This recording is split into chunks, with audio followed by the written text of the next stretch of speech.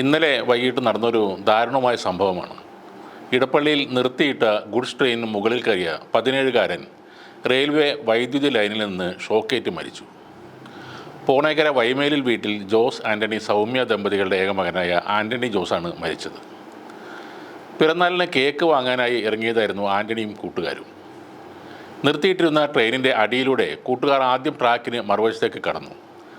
എന്നാൽ മറുഭാഗത്തേക്ക് പോകാൻ വേണ്ടി ആൻ്റണി ട്രെയിനിൻ്റെ മുകളിലേക്ക് കയറിയതോടെ ഷോക്കേറ്റ് തെറിച്ചു വീഴുകയായിരുന്നു.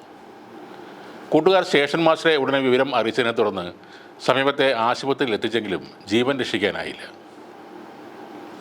90% പൊള്ളലേറ്റിരുന്നു ആൻ്റണിക്ക്. EMC ആശുപത്രിയിൽ ചികിത്സയിലിരിക്കെ രാത്രി 8 മണിയോടെ മരണം സംഭവിക്കുകയായിരുന്നു.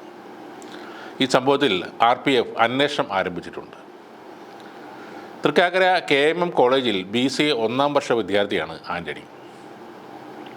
സുഹൃത്തുക്കളുമായി പന്തയം വെച്ചാണ് ആൻ്റണി ട്രെയിനിന് മുകളിൽ കയറിയതെന്ന് നേരത്തെ ആക്ഷേപം ഉയർന്നിരുന്നു.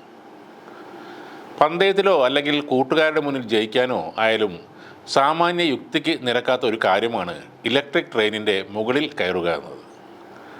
പണ്ട് കൽക്കരി ഉപയോഗിച്ച് ഓടുന്ന തീവണ്ടികൾക്ക് മുകളിൽ കയറിയുള്ള യാത്രകൾ ഇന്ത്യയിൽ സർവ്വസാധാരണമായിരുന്നു. എന്നാൽ ഇന്ന് ട്രെയിനിന് മുകളിൽ കയറുക എന്നാൽ മരണത്തിലേക്കുള്ള യാത്ര എന്ന് തന്നെയാണ് അതിനർത്ഥം. ഇത്രയും ആളുകളെയും അല്ലെങ്കിൽ ചരക്കുകളുമായി കുതിച്ചുപായുന്ന തീവണ്ടിയിൽ അതിശക്തമായ വൈദ്യുതി തന്നെയാണ് ഉപയോഗിക്കുന്നത്. ആ കാര്യം എല്ലാവർക്കും അറിയാവുന്നതുമാണ്. നമ്മുടെ വീടുകളിൽ 220 വോൾട്ട് വൈദ്യുതിയാണ് ഉള്ളതെങ്കിൽ ട്രെയിനുകളിൽ ഉള്ളത് 25,000 വോൾട്ടാണ്. അതായത് ഏതാണ്ട് 100 ഇരട്ടി. ട്രെയിനിന് മുകളിലൂടെ പോകുന്ന ഓവർഹെഡ് ലൈനുകളാണ് ഈ വൈദ്യുതി എത്തിക്കുന്നത്. തീവണ്ടിയുടെ മുകളിലുള്ള ലോഹ ദണ്ഡുകളിലൂടെയാണ് വൈദ്യുതി തീവണ്ടിയിലേക്ക് എത്തുന്നത്.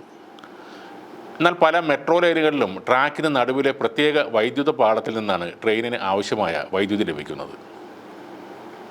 ഈ വൈദ്യുത പാളത്തെ തേർഡ് റെയിൽ എന്നും പറയാറുണ്ട്. ഈ 2 മാർഗങ്ങളിൽ ഏതിലായാലും മനുഷ്യൻ സ്പർശിച്ചാൽ മരണം ഉറപ്പാണ്.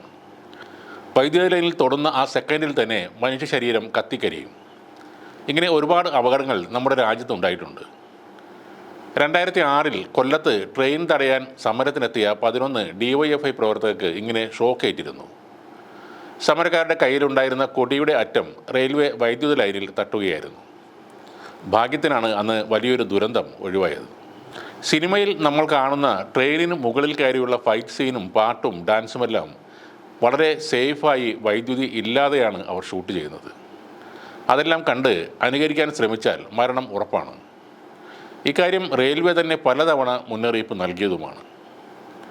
17 വയസ്സുള്ള അതും മാതാപിതാക്കളുടെ ഏക മകനായ ഒരു വിദ്യാർത്ഥിയുടെ ജീവനാണ് ഇപ്പോൾ നഷ്ടമായിരിക്കുന്നത്. സ്വയം വരുത്തിവെച്ച ദുരന്തം അല്ലെങ്കിൽ കൂട്ടുകാരുമായുള്ള ആഘോഷത്തിൽ പറ്റിയ അപകടം എന്നൊക്കെ പറയാമെങ്കിലും ആ വീട്ടുകാരുടെ അവസ്ഥ ദാരുണം തന്നെയാണ്. സുഹൃത്തുക്കളുമായി ആഘോഷങ്ങൾ നടത്തുമ്പോൾ സാഹസികമായ പ്രവൃത്തികൾ ഒഴിവാക്കാൻ ശ്രമിക്കുക എന്നേ പറയാനുള്ളൂ. ഒരു നിമിഷത്തെ തോന്നലിൽ ചെയ്യുന്ന കാര്യങ്ങൾ അവസാനിക്കുന്നത് അനിവാര്യമായ ദുരന്തത്തിലായിരിക്കും.